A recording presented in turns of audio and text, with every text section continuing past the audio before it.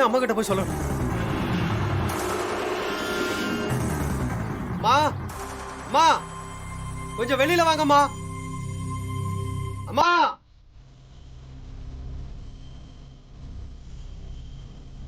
எதுக்கே வெளியே நின்று சத்தம் போட்டுக்கிட்டு இருக்க? வெளியில வந்து பாருங்கம்மா. ஏன் வெளியே என்ன இருக்கு? செவுத்துல எழுதி இருக்கிற அதே இதை வந்து பாருங்கம்மா.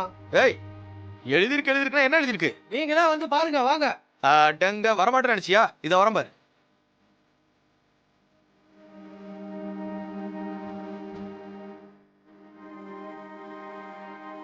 அம்மா இங்க பாருங்கம்மா.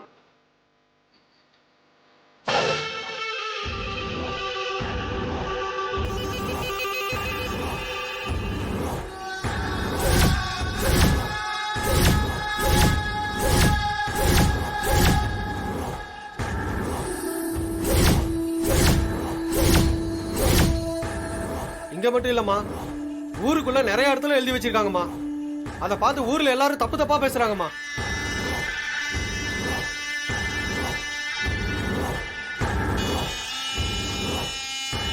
அம்மா என்னம்மா இதெல்லாம்? யார் இந்த மாதிரி அசிங்கமான வேலை எல்லாம் செஞ்சிருப்பா? அத்தை, நம்ம வீட்டு சவுத்துல நம்ம வீட்டு பொண்ணை பத்தி தப்பு தப்பா எழுதிருக்காங்க. அவங்க சும்மாவே விடக்கூடாது அத்தை. இங்க எதுவும் பேச வேண்டாம், உள்ள வாங்க.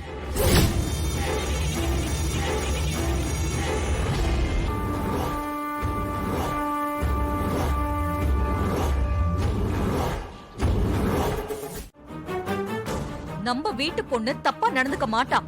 டிரைவரும் அப்படிப்பட்ட ஆள் இல்ல.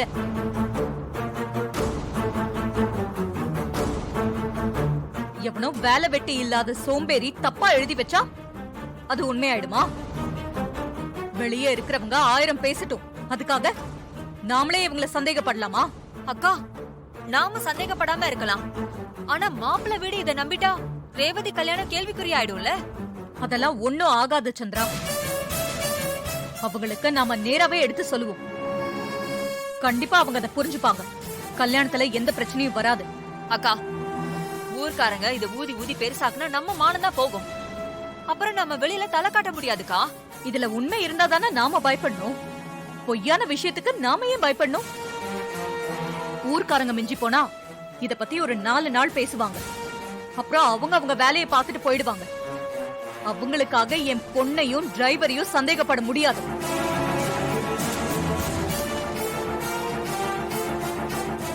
இந்த பிரச்சனையில இருந்து எப்படி வெளியே வரணும்னு யோசிக்கணுமே தவிர பயப்படக்கூடாது. அக்கா, இப்படி எல்லாம் பொறுத்துக்கிட்டு இவனையே நம்ம வீட்டுல வச்சிருக்கணும். இவனை வீட்டை விட்டு துரத்திட்டாலே எல்லா பிரச்சனையும் முடிஞ்சிடும்ல. சந்திரா, நீ திரும்ப திரும்ப அதே இடத்துக்கு தான் வர.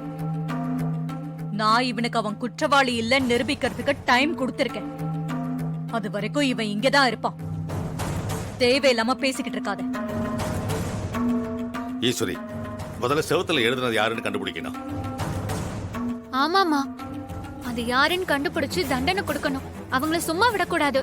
இதெல்லாம் செஞ்சது யாருன்னு எனக்கு நல்லா தெரியும். நான் அவனை சும்மா விட மாட்டேன். தெரியுமா? யாருமா அது?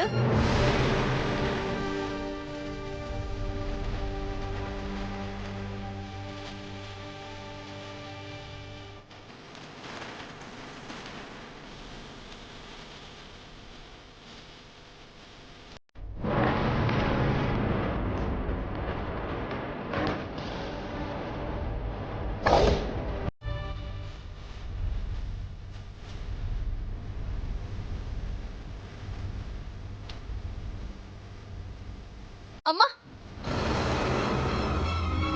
உங்களுக்கு யாருன்னு தெரியுமா? அவனை நேர்ல பார்த்து இந்த துப்பாக்கியால பேசிட்டு வரேன். ஈஸ்வரி, என்ன எதுக்கு எடுத்தாலும் கோவப்பட்டு துப்பாக்கி எடுத்தா என்ன அர்த்தம்? இரு, நானும் வரேன். நீங்க யாரும் வராதீங்க.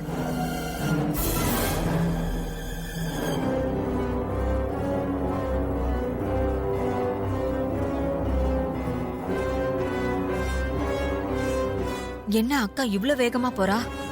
ஒருவேளை இதை செஞ்சது நம்ம புருஷனா இருக்குமோ? அதான் துப்பாக்கி தூக்கிட்டு வேகமா போறாளா? ஐயோ, அடடா, நல்லா போட்டு கொடுத்தான். இதுதான் எதிர்பார்த்தேன். ஏய், இப்ப சொல்றேன் கேட்டுக்கோ. நீ எவ்வளவுதான் கிரிமினல் வேலை செஞ்சாலும் இந்த கல்யாணத்தை தடுத்து நிறுத்த முடியாதுடா. உன் கண்ணு முன்னாடியே என் பொண்ணு கல்யாணம் சிறப்பா நடக்கும் பாருடா. அத இந்த சாமுண்டேஸ்வரி நடத்தி காட்டாம விட மாட்டான்.